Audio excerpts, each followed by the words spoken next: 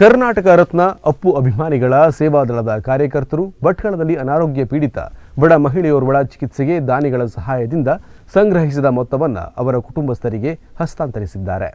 ಯಲವಡಿಕವೂರ ಪಂಚಾಯತ್ ವ್ಯಾಪ್ತಿಯ ಹಡಿನ ಕುಂಜಿಮನೆ ನಿವಾಸಿ ಮಾದೇವಿ ಶುಕ್ರಯ್ಯ ದೇವಾಡಿಗ ಕೆಲ ದಿನಗಳಿಂದ ಅನಾರೋಗ್ಯದಿಂದ ಬಳಲುತ್ತಿದ್ದಾರೆ.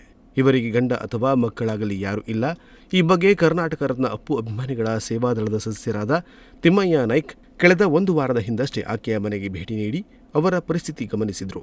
ಅವರ ಚಿಕಿತ್ಸೆಗೆ ಹಣ ಸಹಾಯ ಬೇಕಿದ್ದು ಚಿಕಿತ್ಸೆಗೆ ಹಣ ನೀಡುವ ಆಸಕ್ತ ದಾನಿಗಳು ತಮ್ಮ ನಂಬರ್ಗೆ ಹಣ ಕಳಿಸುವಂತೆ ವಾಟ್ಸಪ್ ಮೂಲಕ ಕೇಳಿಕೊಂಡಿದ್ದರು. ಅದರಂತೆ ತಾಲೂಕಿನ ವಿವಿಧೆಡೆಯಿಂದ ಒಟ್ಟು 27,110 ರೂಪಾಯಿ ಹಣ ಸಂಗ್ರಹವಾಗಿತ್ತು.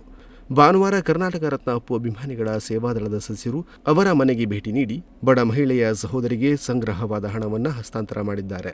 ಈ ಅಮ್ಮನ ನೋಡ್ಲಿಕ್ಕೆ ಬಂದಿದ್ದು ಬಂದಾಗ ಈ ಚಿಕಿತ್ಸೆಗೆ ಏನೋ ನಾವು ಹಣಗೋಸ್ಕರ ನಾವು ಕರ್ನಾಟಕ ಅಪ್ಪು ಸೇವಾದಳದಿಂದ ದಾನಿಗಳಿಂದ ಹಣವನ್ನು ಕಲೆಕ್ಟ್ ಮಾಡಿದ್ದೇವೆ. 27,110 ರೂಪಾಯಿ ಆಗಿದೆ. ಇದನ್ನ ನೋಡ್ಕೊಂಡು ನಮ್ಮ ಅಮ್ಮ ನೋಡ್ಕೊತಾರೆ, ಅವ್ರಿಗೆ ಕೈಯೆಲ್ಲ ಕೊಡ್ತಾ ಇದ್ದೇನೆ. ಹಾಗೆ ಮತ್ತೆ ಯಾರಾದರೂ ಈ ಅಮ್ಮನಿಗೆ ಸಹಾಯ ಮಾಡೋದಿದ್ರೆ ಈ ಅಮ್ಮನ ಅಕೌಂಟನ್ನೇ ಹಾಕ್ತೇನೆ.